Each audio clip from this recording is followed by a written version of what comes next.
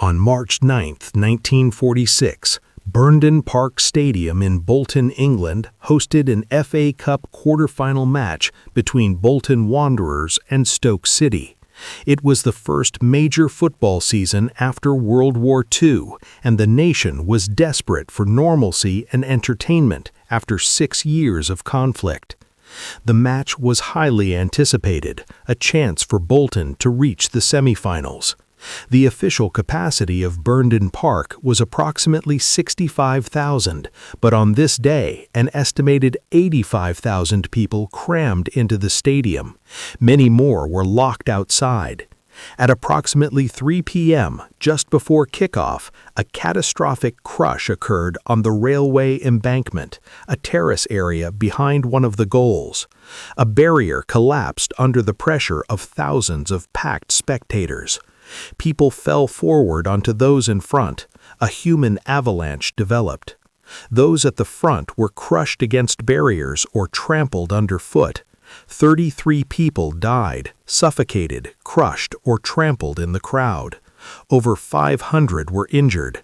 Most victims never even saw the match begin. They died while waiting for kickoff. Shockingly, the match continued. Officials decided that stopping the game might cause further panic, so play went ahead while bodies were being carried from the terrace on advertising boards used as makeshift stretchers. Players didn't know the full extent of the tragedy until after the final whistle. The Burnden Park Disaster exposed the dangerous conditions at British football grounds: overcrowding, inadequate barriers, poor crowd control, and lack of safety regulations. It would take more tragedies: Ibrox 1971, Bradford 1985, Hillsborough 1989, before football stadium safety was truly addressed. This is the story of the Burnden Park Disaster: 33 people crushed to death at a football match in peacetime Britain. Part 1. Post-war Britain and football's return. March 1946. World War II had ended just months earlier, May 1945 in Europe, August 1945 in Asia. Britain was exhausted. Rationing continued. Cities remained bombed out, but there was desperate hunger for normal life to resume. Football's return. The 1945-46 season. First full football season since 1939. During the war, only regional leagues operated. The FA Cup resumed, a symbol of peacetime. Crowds were enormous. People starved for entertainment after years of hardship. Football offered escape from years of hardship. Attendances were massive. Record crowds at matches nationwide. People willing to stand for hours in crushing conditions, desperate to watch their teams. Safety was an afterthought. Burnden Park, Bolton Wanderers' home ground, opened 1895, located in Bolton, Lancashire. Capacity officially about 65,000, mix of seated areas and standing terraces. The railway embankment, a large standing terrace behind the goal. Typical Victorian-era stadium, no modern safety features. March 9, 1946, FA Cup quarterfinal. Bolton Wanderers versus Stoke City. The winner would reach the semifinals. Both clubs had strong followings. Anticipation was enormous. Tickets sold out immediately. Thousands more traveled hoping to get in. The build-up. Fans arriving hours before kickoff. Trains packed with supporters. Crowds massing outside the stadium. More people than the stadium could safely hold. Part 2. The overcrowding. The crowd. Estimates vary, but approximately 85,000 people entered Burnden Park. Official capacity 65,000. Actual attendance 85,000 plus. 20,000 over capacity, plus thousands locked outside. Why so many? Multiple factors. Turnstiles were overwhelmed. Some gates were forced open. Some fans climbed over walls. Poor crowd control. Officials unable or unwilling to stop entry. Desire to maximize revenue. The railway embankment. The danger zone. A large standing terrace behind one goal. Stepped concrete terraces with crush barriers. Designed to hold about 20,000 standing spectators. On March 9th, estimated 25,000 plus packed in. Density far exceeded safe limits. The crush barriers. Steel barriers at intervals across the terrace, meant to prevent forward surges, but inadequate for the crowd size. Poorly maintained, not designed for such pressure. 2 to 3 p.m., the build-up. As kickoff approached, the railway embankment was packed solid, people shoulder to shoulder, unable to move, pressure from behind increasing. Those at the front pressed against barriers, becoming uncomfortable, then painful, then dangerous. Spectators reported difficulty breathing, feet lifting off the ground from crowd pressure, unable to escape, feeling crushed. But assuming this was normal for a big match, no one realized how dangerous it had become. Part 3. 3 p.m. The collapse. The kickoff. 3 p.m. The match began. Players took the field. Crowd roared. Everyone surged forward to get a better view. This added even more pressure. The barrier fails. Approximately 3 p.m., a crush barrier on the railway embankment collapsed, weakened by rust and corrosion, overwhelmed by the pressure of thousands. The steel barrier buckled and fell. What happened next was catastrophic. The human avalanche. When the barrier failed, hundreds of people fell forward onto those in front, creating a domino effect.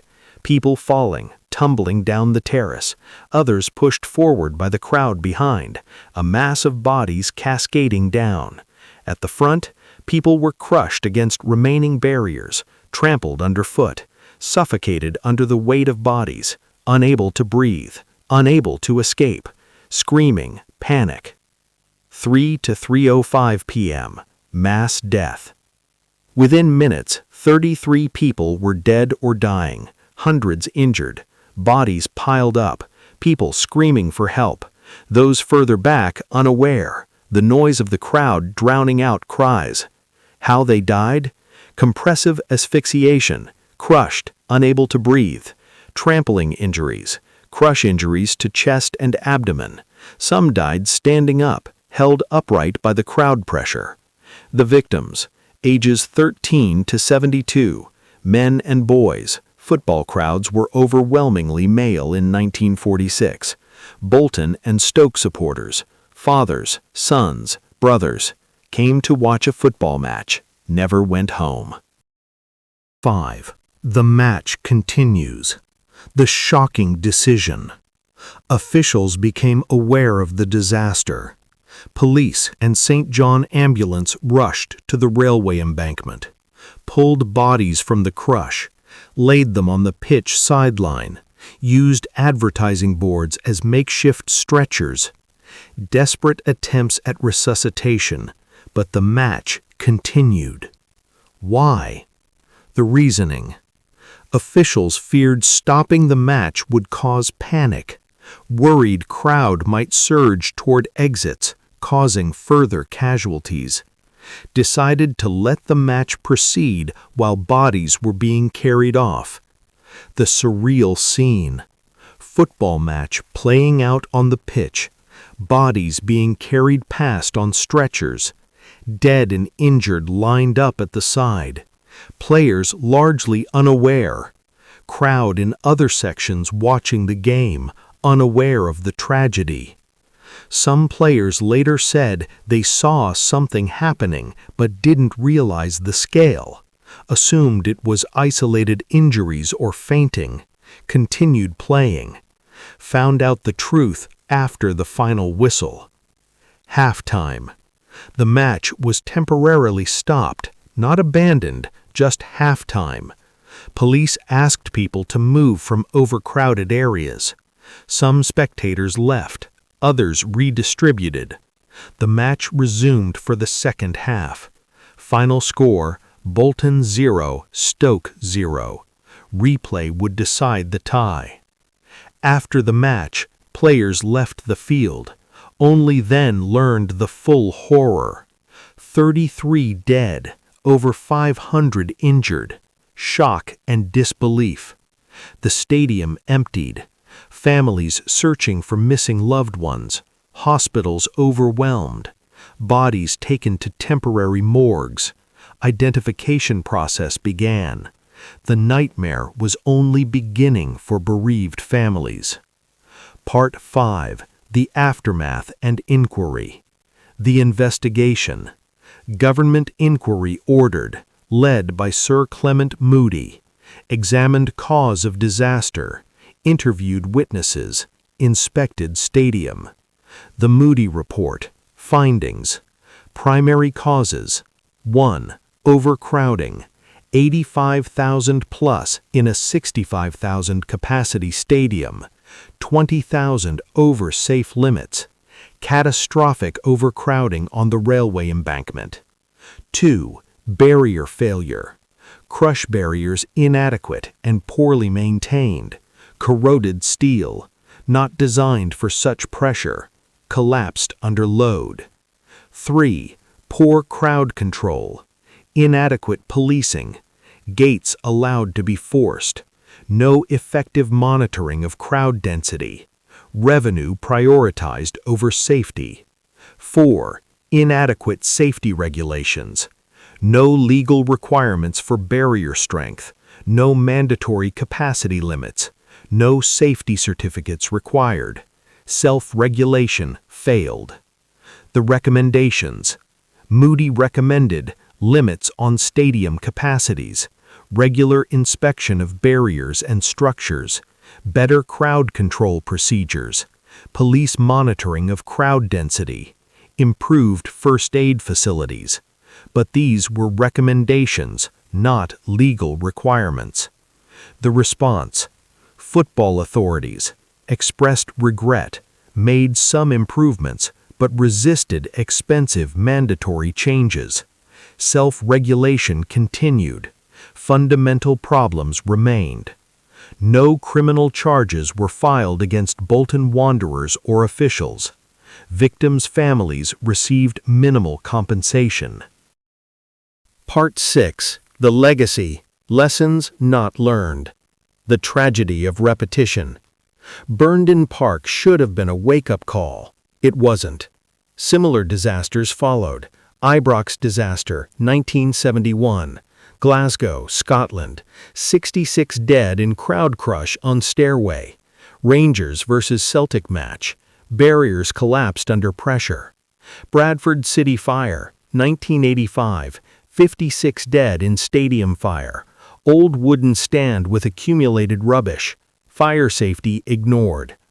Hillsborough disaster, 1989. 97 dead. Originally 96, one more died 2021. Crowd crush at FA Cup semifinal. Police failures, inadequate stadium design, Britain's worst sporting disaster. Each disaster followed similar patterns: overcrowding, inadequate safety measures, barriers failing or exits inadequate, preventable tragedies. It took Hillsborough in 1989, 43 years after Burnden Park, for fundamental changes. Post-Hillsborough reforms. Taylor Report, 1990. All-seater stadiums mandated for top divisions. Safety certificates required. Regular inspections mandatory. Capacity limits strictly enforced. CCTV monitoring. Modern safety culture. Modern football stadiums are far safer, but it took decades and hundreds of deaths. Burnden Park itself, the stadium, continued operating until 1997. Bolton Wanderers moved to new stadium, Reebok or University of Bolton Stadium. Burnden Park demolished, now a retail park. Memorial plaque commemorates the 33 victims. The victims remembered. The 33 who died. Memorial services held annually for years. Names recorded on the memorial. Families never forgot. But the disaster faded from national consciousness, overshadowed by later tragedies. The youngest victim was 13 years old. The oldest was 72. Conclusion. On March 9, 1946, approximately 85,000 people crammed into Burnden Park Stadium in Bolton for an FA Cup quarterfinal, 20,000 over capacity. At 3 p.m., just as the match kicked off, a crush barrier on the railway embankment collapsed under the pressure. Hundreds of people fell forward in a human avalanche. Those at the front were crushed against barriers or trampled. 33 people died, suffocated, crushed, or trampled. Over 500 were injured. Shockingly, the match continued while bodies were carried off on advertising boards. They died because the stadium was catastrophically overcrowded, crush barriers were inadequate and poorly maintained, crowd control was insufficient, safety regulations didn't exist, profit was prioritized over safety. The Moody report recommended changes, but they were mostly ignored. Similar disasters followed: Ibrox, 1971, Bradford, 1985, Hillsborough, 1989, before football stadium safety was truly reformed. Rest in peace to the 33 victims of the Burnden Park disaster. You were football fans eager to watch your team. You were crushed to death in a crowd while waiting for kickoff. You died in peacetime Britain at a sporting event. You deserved better. You deserved safe stadiums. You deserved to go home. March 9, 1946, 33 people crushed at a football match. Lessons that should have been learned, but weren't. Never forgotten. As always, thank you to all my Patreon patrons. You make this channel possible. The Fear Files posts videos covering true stories from history. The channel is made possible by supporters on Patreon and YouTube channel members. Huge thanks to everyone who supports this channel. If you found this documentary informative, please like and subscribe to the channel. Your support makes this content possible. Don't forget to hit the notification bell so you never miss a new video.